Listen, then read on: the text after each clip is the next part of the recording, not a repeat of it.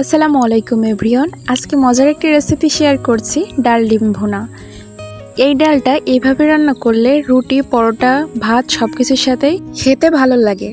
একদম সহজভাবে দেখানোর চেষ্টা করেছি, আশা করি ভালো লাগবে। ডালটা সেদ্ধ করার জন্য আমি এখানে নিয়ে নিচ্ছি পরিমাণ মতো পানি। এরপরে ডালে দিয়ে দিচ্ছি এক টুকরো দারচিনি আর এক টুকরো সাদা এলাচ। এরপর দিয়ে দিচ্ছি এক চিমটি হলুদ। এতে করে ডাল সিদ্ধের কালারটা সুন্দর আসবে। এখন দিয়ে দেব ডাল। এই ডালটা আমি 1 ঘন্টা আগে ভিজিয়ে রেখেছিলাম গরম পানিতে, এতে করে ভালোভাবে ফুলে গিয়েছে। ডালটা আগে থেকে ভিজিয়ে রাখলে দ্রুত সেদ্ধ হয়ে যাবে। এখন ডালটা 80% সেদ্ধ করে নেব। ডালটা আমি ভালোভাবে সেদ্ধ করে নিয়েছি। ডালের ভিতরে যে পানিটা দেখছেন, এটা কিন্তু আমি ফেলে দেব না, এটা দিয়ে ডালটা রান্না করে নেব। এতে করে ডালটা খেতে আরও বেশি ভালো লাগবে। এখন একটা কড়াইতে দিয়ে দিচ্ছি পরিমাণ মতো তেল, আর এর ভিতরে দিয়ে দিচ্ছি 1 চিমটি হলুদ। এখানে আমি লবণ দিতে ভুলে গেছি, আপনারা অবশ্যই লবণটা ব্যবহার করবেন।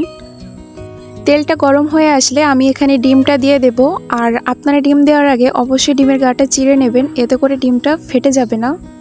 ডিমটা আমি হালকা ভেজে উঠিয়ে নিচ্ছি। আপনারা চাইলে আপনাদের পছন্দ মতো কালার করে উঠিয়ে নিতে পারেন। ডিম উঠিয়ে ওই একই তেলে আমি দিয়ে দিচ্ছি একটা মিডিয়াম সাইজের পেঁয়াজ কুচি, আর দিয়ে দিচ্ছি 4 থেকে 5টা রসুনের কোয়া কুচি। এখন পেঁয়াজ আর রসুনটা একটু ভাজা হয়ে আসলে আমি এর ভিতরে দিয়ে দিচ্ছি 1 চা চামচ আদা রসুন বাটা, 1 চা চামচ লাল মরিচ বাটা। একটু ভাজা ভাজা করে এর ভিতরে দিয়ে দিচ্ছি 1/2 চা চামচ ধনিয়ার গুঁড়া, 1/2 চা চামচ জিরার গুঁড়া। একটু নাড়াচাড়া করে এরপর অ্যাড করছি 1 চা চামচ গরম মশলার গুঁড়া। এখন দিয়ে দিচ্ছি পানি ঝরিয়ে রাখা ডালটা আমি ভালো করে মশলার সাথে কষিয়ে নিব। এরপর এখানে অ্যাড করছি 1 চা চামচ লবণ, 1 চা চামচ হলুদের গুঁড়া। ডালটা ভালোভাবে কষিয়ে নেওয়া হয়ে গেলে এর ভিতরে আমি অ্যাড করব সেই ডালের সেদ্ধ করা পানি। আপনারা যেমন ঝোল রাখতে চান ঠিক সেই অনুযায়ী পানি ব্যবহার করবেন, আর এখানে অবশ্যই গরম পানিটা ব্যবহার করবেন। এখন ডালটা আমি 5 মিনিট ঢাকা দিয়ে রান্না করে নেব।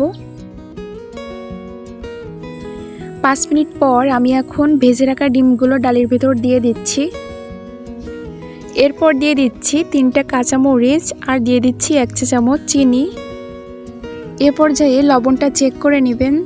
ডাল রান্নাটা আমার হয়ে গেছে, এখন চুলার জাল বন্ধ করে দিব। ঝোলটা ঠিক এমন অবস্থায় নামিয়ে নেবেন, কারণ নামানোর পর এই ঝোলটা আরও কমে যাবে।